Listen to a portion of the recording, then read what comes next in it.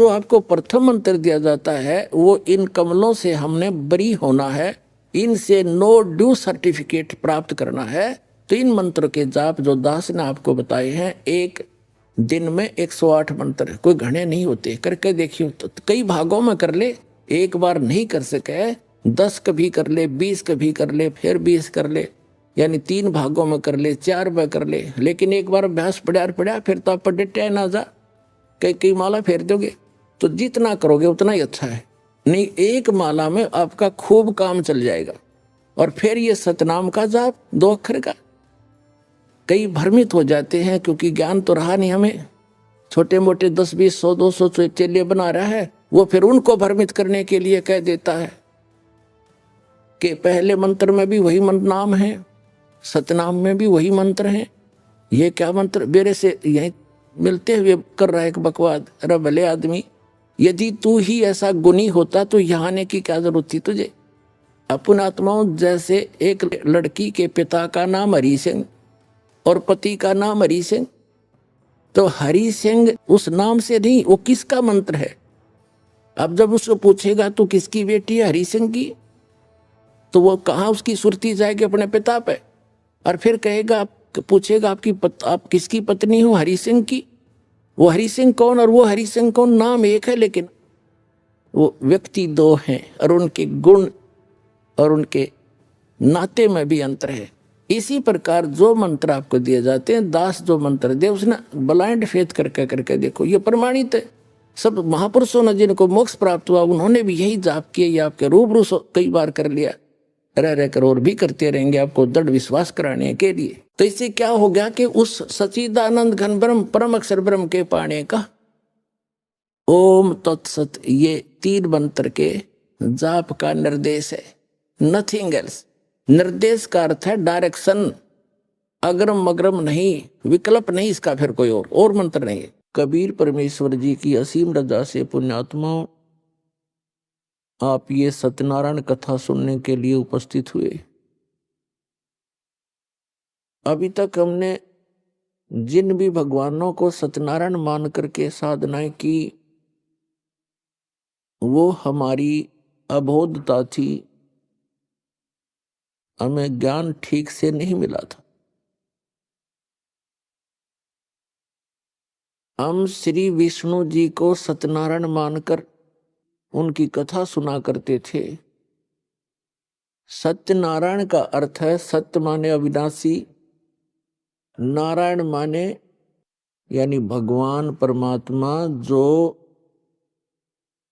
जल के ऊपर विराजमान होने वाला। नार माने जल, आयन माने उस पर आकर के विराजमान होने वाला, उसको नारायण कहते हैं।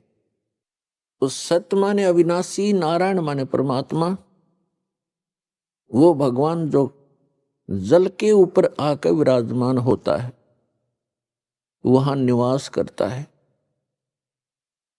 तो श्री विष्णु जी सतोगुण भगवान हैं, ये नासवान हैं। श्री देवी पुराण सचित्र मोटा टाइप गीता प्रेस गोरखपुर से प्रकाशित के 123 पृष्ठ पर उसमें स्पष्ट लिखा हुआ है, विष्णु जी कहते हैं अपनी माता दुर्गा से कि तुम शुद्ध स्वरूपा हो, ये सारा संसार आप ही से उद्भासित हो रहा है। मैं ब्रह्मा और शंकर आप ही की कृपा से विद्यमान है। हमारा तो आविर्भाव माने जन्म और तिरोभाव मीन मृत्यु होती है, हम अविनाशी नहीं। तो हमने गलती से इस चतुर्भुजी भगवान विष्णु जी को सत्यनारायण मान लिया, हमारे धर्म गुरुओं को ज्ञान नहीं था। अब सत्यनारायण अविनाशी भगवान कौन है? सत्य साहिब कहो, सत्यनारायण कहो, परम अक्षर ब्रह्म कहो, ये कौन है? ये असंख्य ब्रह्मांड का रचनेहारा और संचालक, इन सब का जनक है। वो कौन है? उसका शुभ नाम क्या है? उनका शुभ नाम है बंदी छोड़ कबीर साहेब, कबीर परमेश्वर सत कबीर, यानी सत साहेब।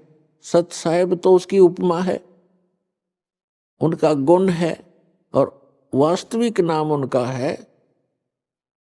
कबीर परमेश्वर। वो कौन है जो काशी के अंदर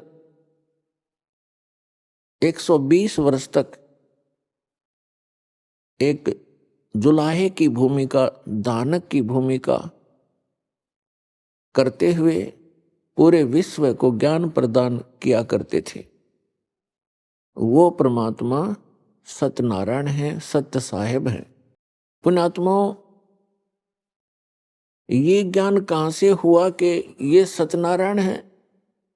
ये ज्ञान इस दास को कैसे हुआ? परमेश्वर की एक वाणी पढ़ी कबीर भगवान की कि वेद मेरा भेद है, मैं ना वेदन के माही, और जौन वेद से मैं मिलूं ये वेद जानते नहीं। ये चारों वेद मेरी ही महिमा का गुणगान कर रहे हैं, मेरी महिमा बता रहे हैं, लेकिन इन वेदों में वर्णित विधि से मेरी प्राप्ति नहीं हो सकती। इनसे हटकर एक और वेद है जिसको सूक्ष्म वेद कहते हैं, जिसको तत्व ज्ञान भी कहते हैं। उस वेद के अंदर मेरे पाने की विधि है और उसका ज्ञान इन वेदों में किसी में नहीं। तो यहां परमात्मा ने कहा है कि वेद मेरा भेद है और मैं ना मिलूं वेदन के माही, और जौन वेद से मैं मिलूं वो वेद जानते नहीं। इसका प्रमाण कहाँ है?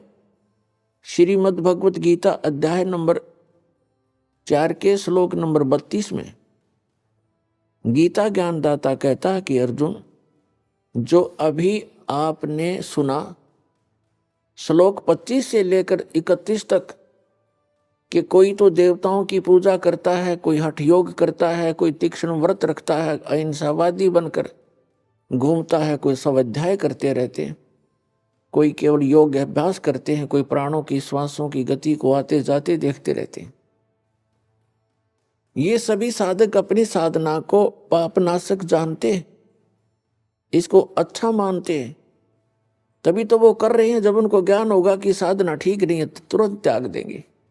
और चौथे अध्याय के 32वें श्लोक में बताया है कि उस परमेश्वर ने, सच्चिदानंद घन ब्रह्म ने अपने मुख कमल से तत्व ज्ञान बोलकर सुनाया है। वो सच्चिदानंद घन ब्रह्म की वाणी है, वो तत्व ज्ञान है। और उसके अंदर ये यज्ञों की जानकारी, यज्ञ माने धार्मिक अनुष्ठानों की जानकारी विस्तार के साथ कही गई है, वो तत्व ज्ञान है। उसको जानने से फिर सभी पापों से मुक्त हो जाता है प्राणी।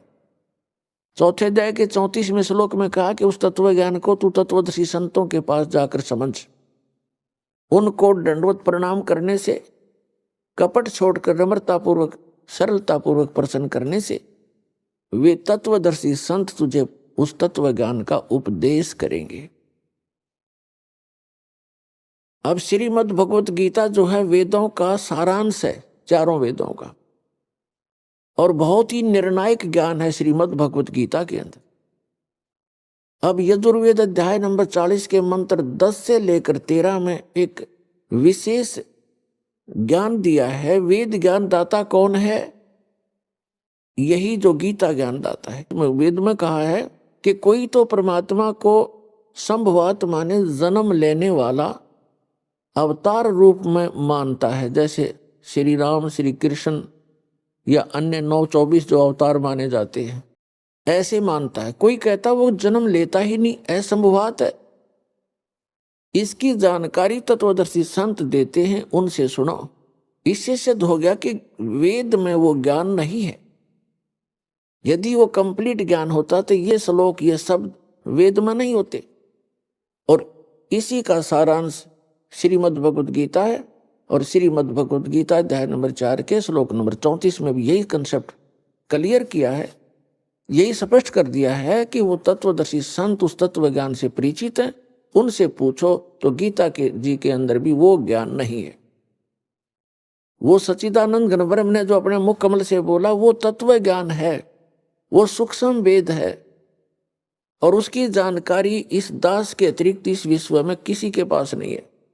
क्योंकि उस परमात्मा ने स्पेशल इसी काम के लिए भेजा।